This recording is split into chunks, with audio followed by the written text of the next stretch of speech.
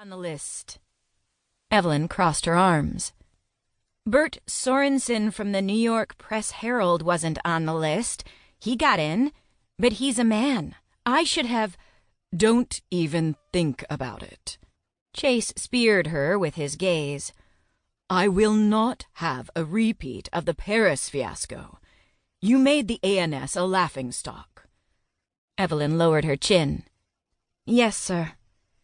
If only she'd used more pomade and bobby pins that day. With her fence-post figure and a man's suit, she'd been admitted to the press conference given by that woman-hating French official. No one would have been the wiser if tendrils of hair hadn't sprung from under her fedora. Chase handed Evelyn's article to Norwood. Clean it up and send it to New York. Evelyn clutched her hands in her lap.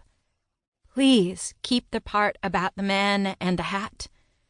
Norwood's nostrils flared. That's the part that needs cleaning. She'd never forget the desolation in the gentleman's eyes.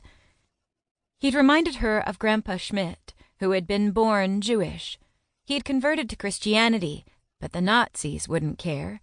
To them, Judaism was about race, not religion. If Grandpa hadn't come to America, he would have been forced to scrub sidewalks, too. Please, Mr. Norwood, Evelyn said.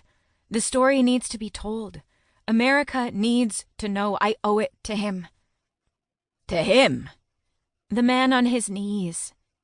If Libby hadn't held her back, Evelyn would have rushed to his aid. And she would have failed. One woman against a mob. Fight with words, Libby had told her. Your words have power. Not if edited to death by George Norwood. Keep as much as you can, Mr. Norwood, Chase said. And remember, Miss Brand, we American correspondents are guests of the German government. They don't censor us, but they do have limits. They certainly do. In other countries, correspondents wired their stories to the U.S., but the Nazis screened telegrams, and they only transmitted stories they liked. So American reporters usually phoned their stories to their London or Paris bureaus to be wired home. Chase fished a cigarette case from his inside vest. Never forget, you're not in the U.S. Evelyn's shoulders slumped, but she rolled them straight again. I know. No freedom of speech, no freedom of the press, no freedom of anything. Yes. So, what are you working on next? I have an assignment for her. Norwood rummaged through a folder on his desk. A feature on the American students at the University of Munich and their experiences here. Evelyn tried to find a smile, but failed. Another softball assignment. Norwood handed her a slip of paper. Peter Lang is one of my oldest and closest friends. We were roommates at Harvard, and his father served with mine in the House of Representatives. Peter's earning his doctorate in German.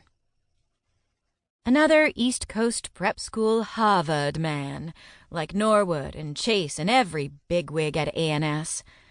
Evelyn tucked the piece of paper into her purse. Lang can introduce you to the other American students. He's a fine fellow. Of course he is.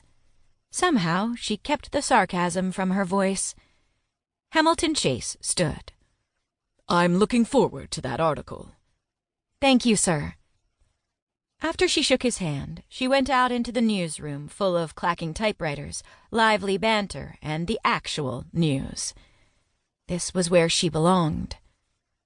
Even with all the huge stories happening around the world, the Great Depression, Civil War in Spain, Japan's invasion of China, and Stalin's purge of tens of thousands of his own people, Berlin was every reporter's top choice. But Evelyn was exiled almost 400 miles away in Munich, writing softball stories. In trouble again, Brandy? Frank Keller stopped typing and pointed a cigar at her. You know what you need? A husband to keep you in line.